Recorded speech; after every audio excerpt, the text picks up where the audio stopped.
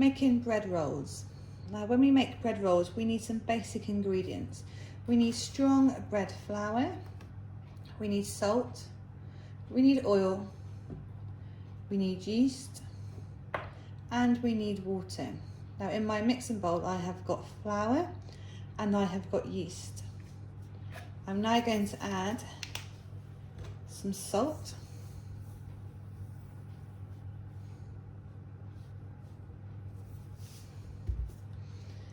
and in my jug I'm going to add in the oil, and then we need to combine all the ingredients together. So I'm just using a knife here to mix them all together. Now the flour we are using is strong bread flour. Now the reason why we use strong bread flour is because it contains the nutrient protein, and in that protein is gluten. Now gluten is what we need to give us a structure in our bread. When the gluten is stretched during the kneading stage, and then as it sets in the oven it coagulates, we are able to have the structure of bread. So without the gluten we would not be able to have that loaf of bread that we know what it looks like in terms of our sandwich bread.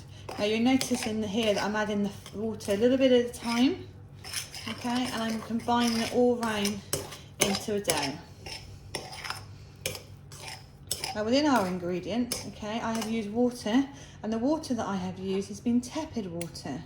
Now tepid water means ideally it'd be 37 degrees, but with the tepid water we want it to be like a lukewarm water. So I tend to say if you can put your hand underneath the hot tap, and it's almost like the temperature you want it to be in a bath, then that's what we call tepid water. If you put your hand under there and it's too hot and it burns, then that would be too hot for your water and it's likely to kill off the yeast. So we need to make sure that our yeast has the right temperature to activate it. So we're looking for what's called tepid water.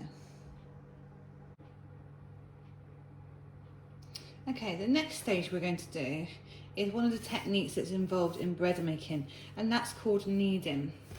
So what we're going to do, I put some flour on the work surface. So I'm going to push it a little bit back, so I might need some more of that in a minute. And we're going to knead our dough. So I'm going to show you some ways of kneading first of all. One way is to stretch the dough and fold it back over. So stretch and then fold. Okay, that's one way of kneading. Another way of kneading is to use your palms of your hand and to stretch and knead as you're going over. So you're kind of pulling over using the palms of your hand. Okay. Another way of kneading is using your knuckles. So I'm working it quite fast because I really want to activate that gluten in the bread, and I want to make sure all that yeast is combined. Now if it gets a little bit sticky underneath, just scrape off and just add a little bit more flour. Now you're looking to knead your dough for a good 5 minutes, ideally 10 minutes. So using a range of those techniques that I've just shown you, stretching and pulling, using your palms of your hands, okay, or your knuckles, you can alternate during that process. Now yeast needs 4 things to make it grow. One of those things is time. It doesn't happen quickly. You have to give bread making a lot of time. So usually when bakers are making it for industrial processes, it can take 3 to 4 hours for a whole loaf of bread to be produced. So one of those is time. And we're going to do another technique. So this one technique at the moment is called kneading. Another technique that we're going to do in a minute is called proving. So during that proving stage, that's allowing the time for the yeast to activate. Another thing that yeast needs to grow is warmth. And that warmth comes from the water. Remember we talked about the tepid water, and also from the conditions that you're going to leave your bread in to prove. So you make sure it's a nice warm environment for your bread to be able to prove and the yeast to be able to grow. Yeast also needs to have food. Like us, we need food to grow. So the food that we've given it today has been from the oil, which is the fat. Some bread recipes will ask for sugar, but sugar or fat is what's given the yeast food to grow. And the fourth thing is liquid. So we've added water into this one. Some recipes will use milk. So yeast needs 4 things to grow: time, warmth, food and liquid.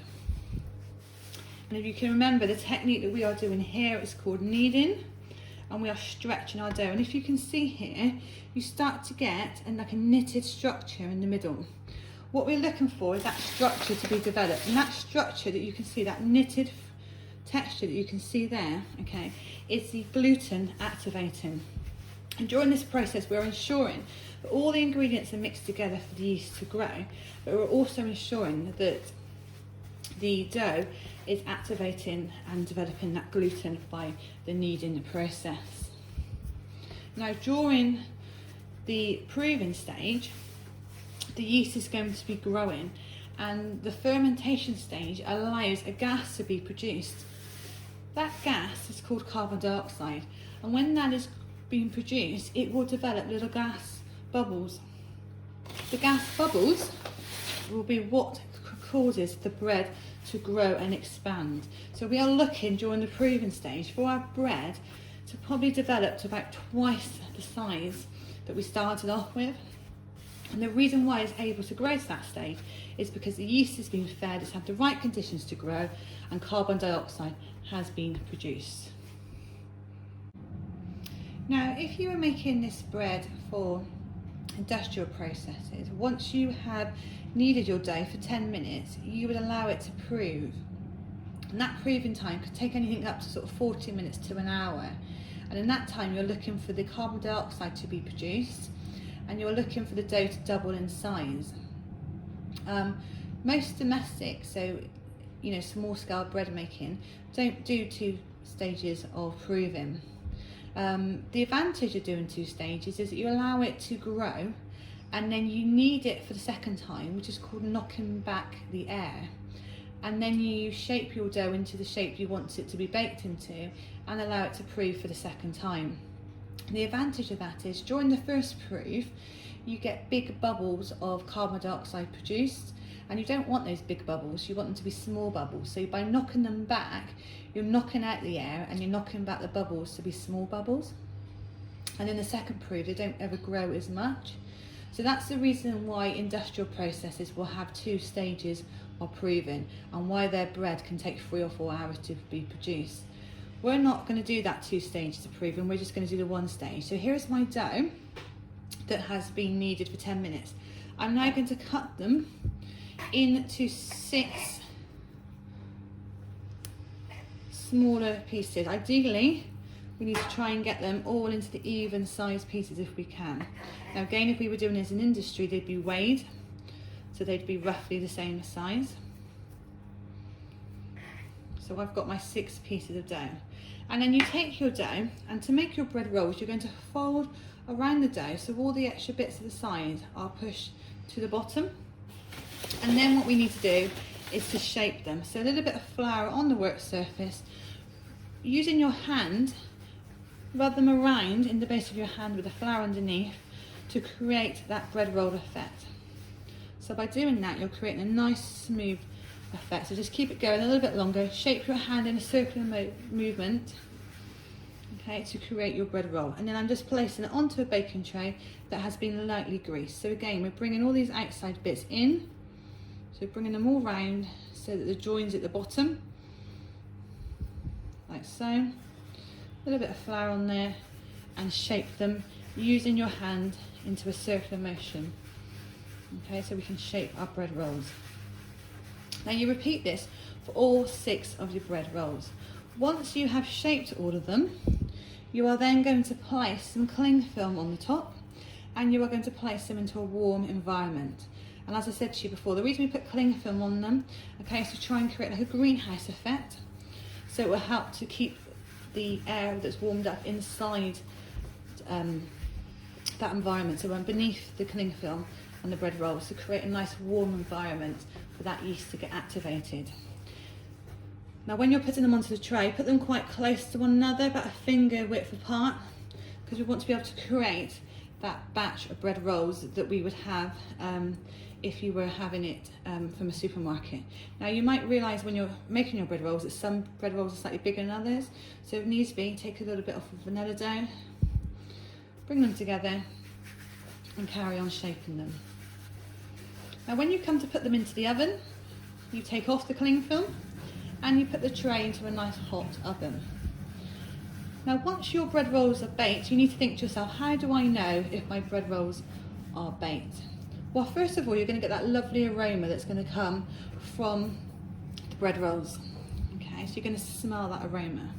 You're also going to see a colour difference. So you're going to see texturization taking place on the top, where you've got that lovely golden brown crust on the top of your rolls. And then finally, what you do is you lift off the bread roll and you tap the bottom. If the bottom of the bread roll, like this, sounds hollow, so you can hear the noise reflected back to you, then at that stage, you know that your bread roll is cooked. If you do not hear that hollow sound, then you need to cook it for a little bit longer. So you're looking for the aroma, you are looking for the colour, the texturization, and then you are looking for that hollow sound. Those are all the things that you'll need. Now as you can see, this bread roll here looks a little bit smaller than some of the others, so what I'm now going to do is just take some off the other ones and resize them.